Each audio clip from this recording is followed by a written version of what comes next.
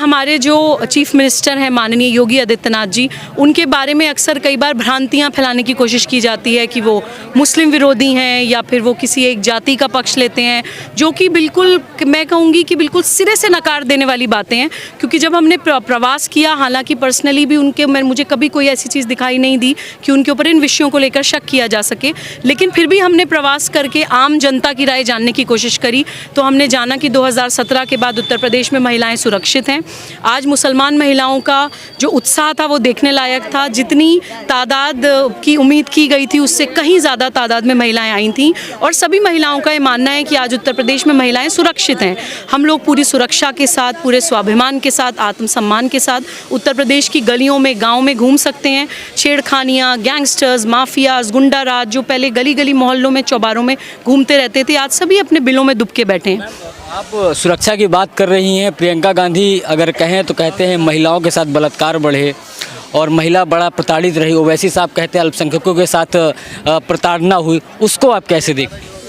देखिए, मैं ये कहना चाहती हूँ और ये बताना ज़रूरी है कि हमारे जो माननीय चीफ मिनिस्टर हैं योगी आदित्यनाथ जी, उनके खिलाफ बहुत सारी ताकतें काम कर रही हैं। मैं आपको 7 ताकतों के नाम बताऊंगी जो हमने देखा कि पूरे भारत के खिलाफ काम कर रहे हैं, और उत्तर प्रदेश में तो ख़ास तौर से कूदे हुए हैं, क्योंकि उत्तर प्रदेश एक बहुत महत्वपूर्ण स्टेट है, एक बॉर्डर स्टेट है। एक बहुत बड़ा बॉर्डर हमारा नेपाल से सटा है, जिसके रास्ते से चाइना और पाकिस्तान बॉर्डर इन्फिल्ट्रेशन करने की कोशिश करता है। राष्ट्रीय सुरक्षा के लिए बहुत महत्वपूर्ण प्रदेश है, और माननीय योगी आदित्यनाथ जी बहुत स्ट्रॉन्ग चीफ मिनिस्टर हैं। तो देखिए, वामपंथी, उनकी आर्म्ड विंग्स, माओवादी और नक्सलवादी योगी जी के खिलाफ उत्तर प्रदेश में जगह जगह काम कर रहे हैं। देन कुछ अलगाववादी और आतंकवादी संगठन हैं जो योगी जी के खिलाफ काम कर रहे हैं। देन बौद्धिक आतंकवादी हैं। देन कुछ विधर्मी राजनीतिक दल हैं, जैसे आपने कुछ के अभी नाम दिए। और विधर्मी मैं उनको इसलिए कहूँगी, धर्म का मतलब कोई रिलीजन या पंथ या मज़हब नहीं होता है, धर्म का मतलब होता है कर्तव्य पालन। तो ये विधर्मी राजनीतिक दल वही हैं जो हमारे अपने लोग हैं, लेकिन सत्ता में रहने के लिए किसी भी भारत विरोधी मानसिकता के साथ हाथ मिला लेते हैं, जिन्हें या तो कम्युनल इलेक्टोरेट की राजनीति करनी पड़े, जैसे उत्तर प्रदेश में समाजवादी पार्टी ने मुसलमान लड़कों को अपराधी बनाया है, उनको गुंडा बनाया है, उनके साथ खून माफ़ करें हैं, सिर्फ हमें वोट देते रहो, आपको जो करना है करो। तो उन्होंने पूरी कम्युनिटी को बर्बाद किया है। असदुद्दीन ओवैसी साहब का नाम आपने लिया, हैदराबाद में मैं देख कर आई, एक तरफ मुसलमानों की राजनीति की बात करते हैं, वहाँ पे अरब से शेख आके 12-12 साल की बच्चियों के साथ निकाह करके लेकर जाते हैं। मुसलमान बच्चियों को उनकी नाक के नीचे 12-12 साल की बच्चियों के साथ शारीरिक शोषण हो रहा है, और वो बात करते हैं मुसलमानों की राजनीति करने की। तो देखिए, और ऐसी प्रियंका गांधी जी, लड़की हूँ, लड़ सकती हूँ। देखिए, राजस्थान में अगर किसी बच्ची के साथ कुछ गलत होता है तो उनको दिखाई नहीं देता है। मैं एक महिला हूँ, मेरे लिए महिला आंकड़ा नहीं है कि मैं आपको ये गिनवाऊँ कि राजस्थान में इतने रेप हो रहे हैं, उत्तर प्रदेश में इतने रेप हो रहे हैं, लेकिन मैं आपको एक फैक्चुअल इन्फॉर्मेशन ये देना चाहती हूँ कि देखिए, उत्तर प्रदेश हमारी किसी भी प्रदेश से ज़्यादा बड़ा प्रदेश है। 23 करोड़ पॉपुलेशन, अगर आप आंकड़ों में मिलाएंगे तो कोई भी चीज़ उत्तर प्रदेश की आपको दूसरे प्रदेश से ज़्यादा ही दिखाई देगी। दिल्ली में 2 करोड़ पॉपुलेशन है, उत्तर प्रदेश में 23 करोड़ है। तो प्लीज़ ये आंकड़ेबाजी करके भोली भाली जनता को भड़काने की कोशिश ना की जाए तो बेहतर है। मैं आपको उन 7 मानसिकताओं के बारे में बता रही थी जो काम कर रहे हैं योगी जी के खिलाफ। विधर्मी राजनीतिक दल के बाद कुछ कन्वर्जन माफियाज हैं, फॉरेन फंडेड मिशनरी ऑर्गेनाइजेशंस हैं जो काम कर रही हैं उत्तर प्रदेश में। देन कॉरपोरेट माफिया हैं, देन अंतर्राष्ट्रीय ताकतें हैं। बहुत सारे ऐसे लोग हैं जो काम कर रहे हैं, किसी भी तरह से चाहते हैं कि उत्तर प्रदेश से योगी जी को हटा दिया जाए, क्योंकि वो ना ही सिर्फ भारत बल्कि भारतीय संस्कृति की अस्मिता, भारतवासियों की सुरक्षा, सब कुछ सोचकर काम कर रहे हैं। उत्तर प्रदेश की राजनीति पूरे देश की राजनीति की दशा और दिशा निर्धारित करती है। इस कारण ये इलेक्शंस भी बहुत ज़रूरी हैं, और इस कारण ये सम्मेलन भी बहुत ज़रूरी हैं कि हम अपने मतदान की अहमियत समझें। ये ना ही सिर्फ एक अधिकार है बल्कि एक कर्तव्य है। मैम, मैंने जहाँ तक देखा, जब आप उत्तर प्रदेश की अगर बात करें, जो भ्रमण में आप थी, तो आप बहुत सारे मंदिरों में जा रही थी। योगी जी भी योगी हैं, वो भी अगर बात करें तो अखिलेश जी कहते हैं 10 मार्च के बाद योगी जी सीधा गोरखपुर के मठ में दिखाई देंगे। कैसे देखती इस बयान को आप? देखिए, योगी जी के लिए तो मैं 2 लाइन बोलना चाहती हूँ कि शेरों के लिए चुनाव की ज़रूरत नहीं होती। शेर जहाँ भी होता है शेर ही होता है। योगी जी चीफ मिनिस्टर बनने से पहले भी लीडर थे, योगी जी चीफ मिनिस्टर बनने के बाद भी लीडर हैं, और योगी जी चीफ मिनिस्टर कभी अगर नहीं भी रहेंगे तो भी लीडर रहेंगे। क्योंकि लीडर वो होता है जो लीड करता है, लीडर वो होता है जो लोगों की सेवा करता है, लीडर वो होता है जो सत्ता को सिर्फ अपने स्वार्थ के लिए इस्तेमाल नहीं करता। लीडर वो होता है जो ये सोचता है कि मुझे सत्ता मिली है, उस अपनी सेवा को ज़्यादा अच्छे तरह से लोगों के लिए कैसे सदुपयोग कर सकता हूँ, वो लीडर होता है। तो वो सही मायने में लीडर हैं। और जो भी लोग उनके खिलाफ अजीब अजीब सी बातें करने की कोशिश करते हैं, मैं यही कहना चाहती हूँ कि वो सत्ता हाथ से जाने की बौखलाहट है, दुख है, क्योंकि वो जानते हैं कि 10 मार्च के बाद भी योगी जी ही आने हैं। तो कहीं ना कहीं उन लोगों को अपनी राजनीति दिखाई नहीं दे रही है। तो यही वो एक अजीब सी बयानबाजी करके माहौल क्रिएट करने की कोशिश कर रहे हैं, जिसका कोई ग्राउंड रियलिटी में कोई अस्तित्व नहीं है। वैसे साहब कहते हैं कि मुसलमानों एक हो जाओ, आप भी मैम उस समाज से आती हैं, तो उसको कैसे देखते हैं कि वो मुसलमानों को एक करने की बात कर रहे हैं, कम्युनल बात कर रहे हैं, और बीजेपी पर भी आरोप लगाते हैं कि हिंदुओं की बात करती है, समाजवादी पार्टी की बात करें तो MI फैक्टर पर बात कर रही है। तो तीनों सवाल का जवाब दीजिए मैम। देखिए, दो तो बहुत महत्वपूर्ण आपने सवाल पूछे। पहले तो मैं उनको कवर करना चाहूँगी कि देखिए, असदुद्दीन ओवैसी साहब जैसे लोग जो बोलते हैं मुसलमानों एक हो जाओ, इस विषय को हमने आज मुस्लिम महिला सम्मेलन में भी कवर किया कि जब हम अपना कोई प्रतिनिधि चुनने जाते हैं तो एक मुसलमान होने के नाते मैं किसी मस्जिद का इमाम चुनने नहीं जा रही हूँ। योगी जी की जो भी अपनी निजी आस्था है, उनका जो गेटअप है, जो वो पहनते हैं, जिस आराध्य को मानते हैं, जो उनकी मान्यता है, वो उनकी पर्सनल चीज़ है। मैं अगर अपना प्रतिनिधि चुनने के लिए जाऊंगी तो मैं ये सोचूंगी कि मुझे सुरक्षा कौन बेहतर दे रहा है, मुझे स्वास्थ्य सेवाएं कौन बेहतर दे रहा है, मेरे बच्चों को शिक्षा कौन बेहतर दे सकता है, मेरे देश की संस्कृति के लिए कौन बेहतर काम कर सकता है, प्रदेश की जो भविष्य है वो किसके हाथ में सुरक्षित है। तो यही सारे विषय हम लोगों ने आज डिस्कस करे कि ये जो कम्युनल इलेक्टोरेट की राजनीति है कि रिलीजन के, संप्रदाय के आधार पे या फिर जाति के आधार पे आप इस पार्टी को वोट दीजिए, उस पार्टी को वोट दीजिए, ऐसा नहीं होना चाहिए। बिकॉज अब ये हम सब युवा हैं, आप युवा हैं, कैमरा पर्सन महिला हैं, ये युवा हैं, हम सब युवा हैं। हम भारत का भविष्य भाषा, जाति, क्षेत्र, संप्रदाय पे तक सीमित नहीं रह सकता है। हमें एक ग्लोबल पावर की तरह उभरना है, हमें एक विश्वगुरु की तरह दोबारा अपने आप को स्थापित करना है, जो हम थे लेकिन कुछ कारणों से पीछे रह गए। तो अब हम इन चीज़ों से आगे बढ़कर ये देखेंगे कि कौन हमारे प्रदेश के लिए, कौन हमारे देश के लिए बेहतर है।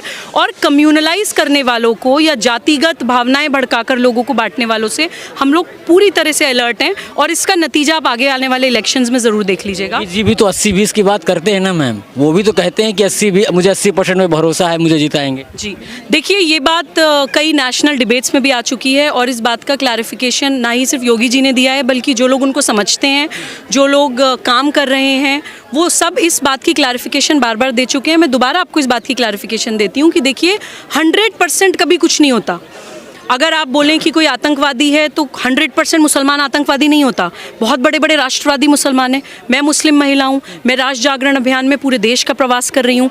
तो कभी भी जनरलाइज कोई चीज़ नहीं होती है कि कम्प्लीटली कोई इंसान गलत है। 80-20 का केवल और केवल ये मतलब है कि 80% वो लोग जो अपने समाज की को जोड़ना चाहते हैं, अपने समाज के भविष्य के बारे में सोचते हैं, अपने प्रदेश के भविष्य के बारे में सोचते हैं, वो किसी भी भाषा, जाति, क्षेत्र, संप्रदाय के हों।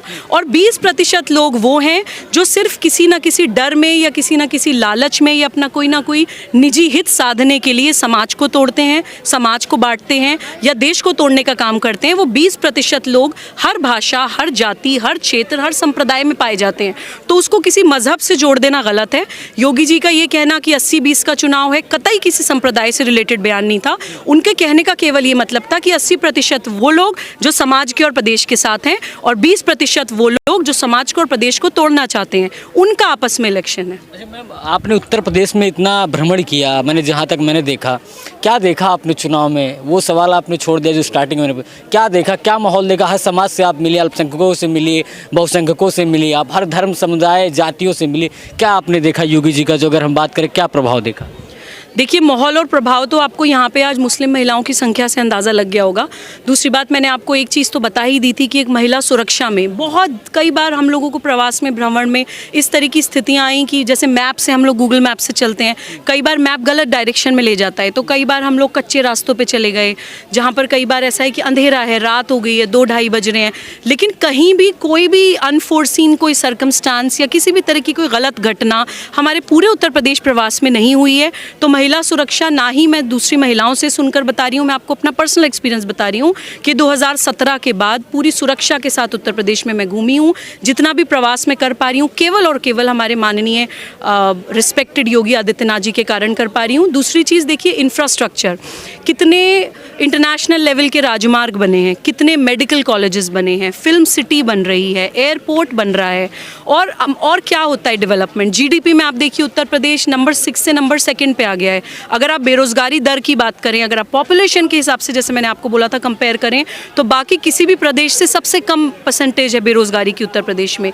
और बहुत सारी ऐसी चीज़ें आप मानवता की दृष्टि से देखिए कि वो चीफ मिनिस्टर जो 23 करोड़ लोगों की सुरक्षा के लिए अपने पिताजी के अंतिम संस्कार में नहीं जाते हैं, इससे ज़्यादा आप किसी से क्या उम्मीद करेंगे।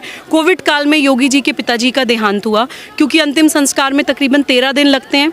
उनको लगा कि 13 दिन वो नहीं अफोर्ड कर सकते हैं, 23 करोड़ लोग जनता को छोड़कर वो अपने पिताजी के अंतिम संस्कार में जाकर बैठे, तो वो उनके अंतिम संस्कार में नहीं गए। इससे बड़ा त्याग कोई इंसान किसके लिए कौन दे सकता है। तो ये बहुत सारी चीज़ें आप मानवता की दृष्टि से देखिए, या आप इंफ्रास्ट्रक्चर की दृष्टि से देखिए, आप विकास की दृष्टि से देखिए, आप लॉ एंड ऑर्डर की दृष्टि से देखिए, आप संस्कृति की दृष्टि से देखिए, हर लिहाज से, हर पैरामीटर पे मुझे लगता है कि मैं 10 आउट ऑफ 10 दूंगी अपने चीफ मिनिस्टर को। और यही कारण है कि मैं किसी राजनीतिक दल को बिलोंग नहीं करती हूँ, लेकिन हम लोग अपने राष्ट्र जागरण अभियान में पूरी तरह समर्पित होकर उत्तर प्रदेश में काम कर रहे हैं और पूरे भारत का प्रवास करेंगे, क्योंकि वो लोग जो देश के लिए काम कर रहे हैं, ऐसे लीडर जो देश के लिए काम कर रहे हैं, उनके लिए समर्थन में हमें उतरना पड़ेगा। नेता बहुत हैं देश में, मुझे लगता है कि अब अच्छे नागरिकों की ज़रूरत है। तो राष्ट्र जागरण अभियान अच्छे नागरिकों को जागृत करने का अभियान है, जिसमें हम लोग निकले हुए हैं। विधानसभा की बात करें, उत्तर प्रदेश विधानसभा के अंदर जब योगी आदित्यनाथ आपका नाम ले रहे थे, जब आप लखनऊ में गई थी, सबने देखा कि विधानसभा के अंदर योगी आदित्यनाथ आपका नाम ले रहे हैं। कैसा फील हुआ कि एक चीफ मिनिस्टर जब एक बात करता है कि आपका नाम लेके कि वो महिला हैं, किस तरह से जागृत कर रही हैं, कैसा आपको महसूस हुआ? मैम देखिए, मैं जो मुझे महसूस हुआ उसको मैं एक्चुअली शब्दों में बयान नहीं कर सकती हूँ, क्योंकि मुझे कॉल्स किसी के फ़ोन से पता चला था कि माननीय योगी आदित्यनाथ जी ने असेंबली में आपके बारे में बोला, आपके अभियान के बारे में बोला। आप जो बोलती हैं कि मेरा धर्म सनातन है, मेरा पंथ इस्लाम है, मेरी संस्कृति हिंदू है, उसको उन्होंने बहुत ज़्यादा अप्रिशिएट किया। तो देखिए, मैं केवल और केवल धन्यवाद कर सकती हूँ। बहुत बड़ी चीज़ उन्होंने मेरे लिए करी है और मुझे उससे प्रोत्साहन भी बहुत मिला है। और मैं मुस्लिम समाज को भी ये मैसेज देना चाहती हूँ कि देखिए, ये एक भ्रम है कि योगी जी मुसलमानों के ख़िलाफ़ हैं, ये एक भ्रम है कि किसी एक संप्रदाय के ख़िलाफ़ हैं। भारतीय संस्कृति कभी भी भाषा, जाति, क्षेत्र, संप्रदाय के आधार पे लोगों को डिफ्रेंशिएट नहीं करती है, कर्म के आधार पे करती है।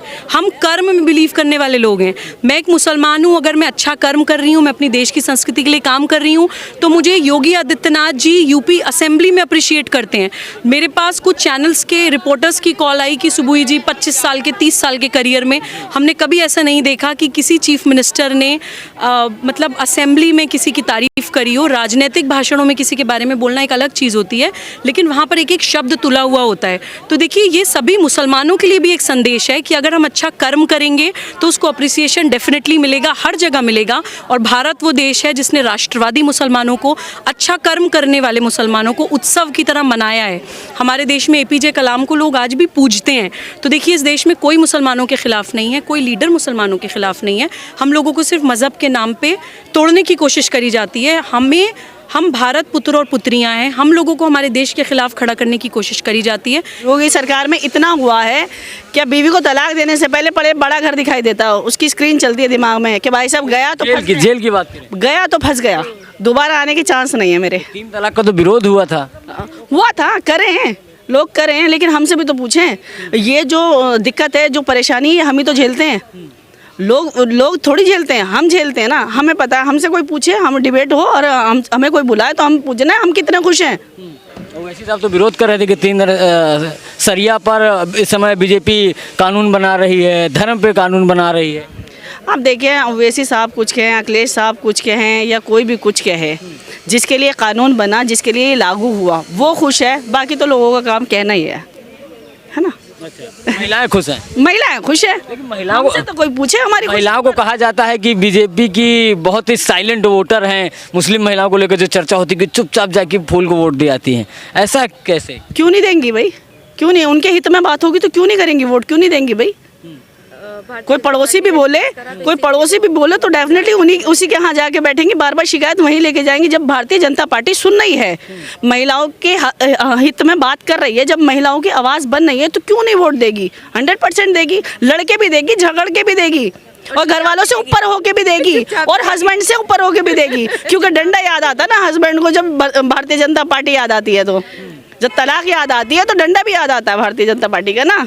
इसीलिए क्या कहते हैं कि जब से बाबा जी बहुत कूटेंगे, तलाक का नाम मत लेना। तभी तो कहते हैं कि जब से योगी जी आए महिलाओं को आगे कर दिए, पुरुषों को सबको पीछे कर दिया। तो पुरुषों को यही तो चिड़ोरी है पुरुषों को यही तो चिड़ोरी है, महिला आगे बढ़ गई। और ख़ास तौर से मुस्लिम समाज की महिला, सही बात यह है, अब जागी है। बाबा की सरकार में जागी है मुस्लिम समाज की। उसे पता लगा है कि उसके राइट्स क्या है, उसके हक क्या हैं, कहाँ वो चल सकती है, कहाँ वो रुक सकती है। उसे अपने अधिकारों का ही नहीं पता था।